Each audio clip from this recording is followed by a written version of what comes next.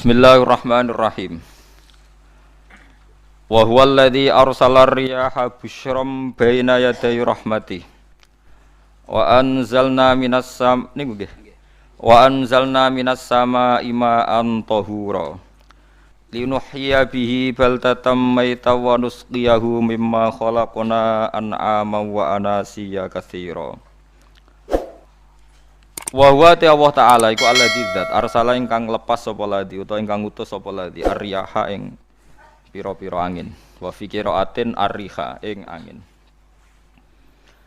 Maksude mufrad busyron nusyuron nusron pokoke teng sabah niki busyron nusyuron apa busyron nusyuron hale ingkang nyebarno utawa hale ingkang dadi berita gembira bena di rahmati ana ing ngarepe sedurunge rahmate Allah. Mesti ana ing ngarepe sedurunge rahmate Allah, maksude udan niku.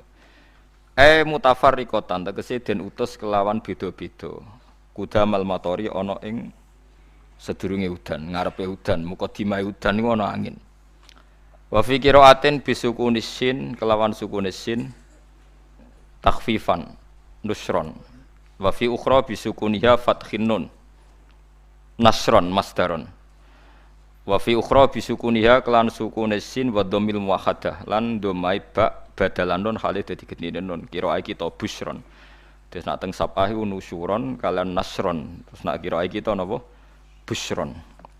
Dadi wa dhammil muwahhadah dhammai ba titik sitok busyron nggih badalan nun. Dadi boten nusyuron tapi napa busyron.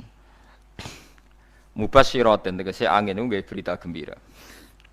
Wa mufradul ulati mufrate sing pertama iku nusyur. Nusyuron ka rasulin rasul rusul. Nggih nusyur.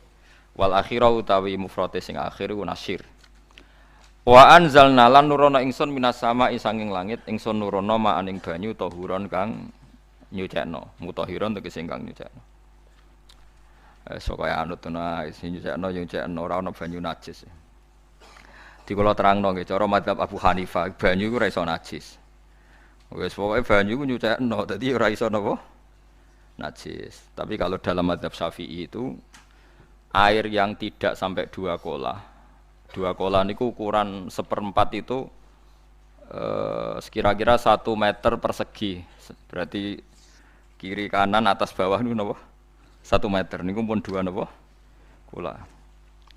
Niku nak cara Imam Syafi'i jika air sebelum 2 kula itu kena najis sedikit rubah atau tidak rubah najis, nggih. Tapi kalau terlalu banyak meskipun kena macam-macam tidak napa? Tidak najis. Terus illa mata ghayyara kecuali yang rubah. Di misalnya ada limbah, ada kubangan besar gitu yang beribu-ribu liter tapi kok warnanya sudah warna coklat ya kayak tinja macam-macam itu dihukumi apa? Najis. Tapi wis macam-macam malah mazhab dalam air itu. Tapi saya pastikan itu mazhab ulama. Saya pastikan itu mazhab ulama. Kalau teks hadisnya begini nih, monggo nak jenengan ape latihan ijtihad, engko menyesatkan ya ora apa-apa, sementing ini latihan. Ya. Jadi di Madinah, ini hadis di Musnad Ahmad. Di Madinah itu ada sumur, bukan sungai loh. Saya ulang lagi sumur, bukan sungai. Kalau sungai itu konotasinya kan luas, panjang, mengalir. Ini sumur, bener-bener apa? Sumur. Sumur, ya gedene sumur udah sepiro. Nabi itu wudu di situ, terus diingatkan ya Rasulullah itu sumur dulu zaman sebelum engkau datang, sebelum ada Islam di sini, dipakai pembuangan jifah batang anjing dan nyuwun sewu kotoran orang haid. Ya kotoran orang haid. Terus saat itu Nabi ngendikan alma tahurun la yunajjisuhu syai'un. Kata Nabi yang namanya air itu menyucikan. Tidak pernah bisa kena najis ya. Alma tahurun la yunajjisuhu syai'un. Terus Nabi wudu. Ya sudah begitu. Ya sudah begitu sampai rasa bojiro-jirono. Alhamdulillah hadisnya ngono. Ya kan ya, paham kan ya? Mana nak sampean ditangkleti. Kulon sering ditanya sama orang-orang Jakarta, Gus, saya ini punya air langganan PDAM, itu dikelola dari sungai ini. Padahal sungai ini mulai tinja sampai sapi tank macam-macam ya ke situ semua, Gus. Terus gak baunya karena kaporit. Itu gimana itu, Gus? Suci ndak itu? Terus saya tanya, "Lah kamu pakai ndak?" Ya sudah pakai, tapi tetap tanya hukumnya. Itu kan seperti yang di Jakarta itu kan misalnya yang diolah itu kan sungai macam-macam tuh, Gus. Lah itu yang limbah keluarga ya kalau untuk nyuci piring nggak apa-apa. Sapi tank macam-macam kan ke situ juga. Ya kan ya, cara kok istihad ya. Karena kalau menurut Syafi'i, dua kolah pun tidak ada pengaruhnya kalau terlalu banyak apa? Bahan yang apa? Najis, yang limbah itu yang najis. Ya jelas najis ya. Kalau teletong sapi kan ijek ono intikal madhab, rausul makul tohir. Kotoran hewan suci itu suci, masih banyak madhab yang mengatakan bahwa kotoran barang suci itu suci, masih bisa intikal. Kalau kotoran manusia itu lebih kriminal, nggak ada madhabnya itu. Jadi kotoran wedhus iku ono ulama sing darani suci, tapi nek kotoran ruhin gak ono. Nah, itu kan repot.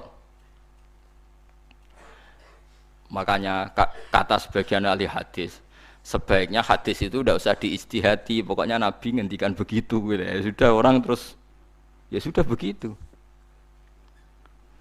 Paham gitu. Terus seperti di sini misalnya yang di sini tuh Gajah Wong itu kan atasannya sana mulai kali Code kan wong macam-macam. Mulai wong buang kotor air besar, air kecil kan lewat semua. Macam-macam. Makanya masalah air itu pokoknya sifatnya air itu ma'an tahura, sifatnya air itu mensucikan. Mensucikan itu dua dalam mazhab Syafi'i itu. Air dan tanah. Ya, air dan tanah. Terus sama Abu Hanifah ditambah satu. Ini kalau sampean coba tidak apa-apa, api. Makanya kalau ada boto, coroknya apa Mus? Boto ya. Boto bangunan apa? Boto. Itu kan kebanyakan kan kadang kan tipak buahan pletong itu kan ya. Terus dipakai boto. Dicampur-campur diulet-ulet. Terus jadi napa? Boto. Cara mazhab Syafi'i tetap najis, dipakai masjid tidak bisa karena sebagian bahannya dari apa? Najis. Cara mazhab Hanafi suci karena sudah dibakar. Karena api itu termasuk alat mensucikan. Alasannya Imam Abu Hanifah, orang yang fasik-fasik itu nanti disucikan pakai api neraka. Berarti api itu bagian dari alat mensucikan. Jadi misalnya Ruhin mau sholat dibakar, sholat suci gitu. Karena api itu mensucikan. Buktinya orang-orang yang masuk neraka nanti sebelum masuk surga kalanya kan disucikan dengan api. Mana ada di neraka disucikan pakai air. Artinya kalau ada batu bata itu yang dipakai dari najis ya kemudian dibakar, itu berarti cara mazhab Hanafi suci. Alhamdulillah itu. Jadi kita bikin masjid nyaman karena bahannya dianggap apa? Suci. Lewat apa? Lewat apa? Api tadi dia dibakar. Tapi yang ngeri ya. Nggih. Ben sampean ngerti mazhab gitu. Terus saya memang tak niati setiap saya ngaji entah 1 2 tak sisipkan hukum fikih karena fikih ini yang kita alami keseharian. Nggih, fikih ini yang kita alami napa? Keseharian. Makanya saya minta teks hadis tadi jangan rubah. Pokoknya ada sumur loh tidak sungai. Sumur itu kan airnya tenang, tidak ngalir. Nyatanya Rasulullah sudah dilapuri. Ini batang-batang anjing dan bekas orang-orang haid, kotoran haid itu dibuang di situ ya Rasulullah. Terus Nabi menjawab, alma la yunajjis alma utahurun la yunajjisuhu syai'un. Terus orang-orang Syafi'iyah mentahmilkan dalam bahasa ijtihad itu dianggap itu mungkin sumurnya terlalu besar dan airnya terlalu apa? Banyak sehingga kotoran-kotoran itu tidak merubah warna. Tapi kata yang lain-lain masa yang bener aja gitu, masa banyu diam dimasuki kotoran gitu tidak nopo rubah. Nah itu ya itulah ijtihad ya. Ijtihad itu ya. Ijtihad itu guyonannya kan gitu. Pendapat saya benar mungkin salah, pendapat Anda salah mungkin apa? Benar. Karena ya sama-sama mirip-mirip itu untuk menganalisis itu. Yang jelas Allah mensifati air itu ma'an tahura, bahwa air itu punya sifat dasar mensucikan. Wah nek cara kula niku asal tidak terlalu ketok najis ngoten kaya PDAM ngoten niku Engger gak ambu taek terus gak ambu apa nek suci wonten mawon. Takoki tapi kan asal usulnya di sana najis gini. Asal usul barang kok repot. Kulo sering dibantai tiang-tiang sing terlalu napa was-was. Tapi jelas Gus saya tahu sendiri. Sapi teng itu ngalir ke sungai gini-gini saya tahu sendiri. Tak jawab, saya juga tahu sendiri dari langit itu langsung air turun. Jadi artinya kalau dia melihat sisi najis ke sapi teng, kamu melihat sisi dari gunung Merapi, dari langit kan langsung turun. Jadi kalau eling najis ya, tak eling suci ini kan saya gitu. Dia ngilingi yang sisi najisnya dari apa? Limbah apa? Keluarga. Wa anzalna minas sama ima antahuro.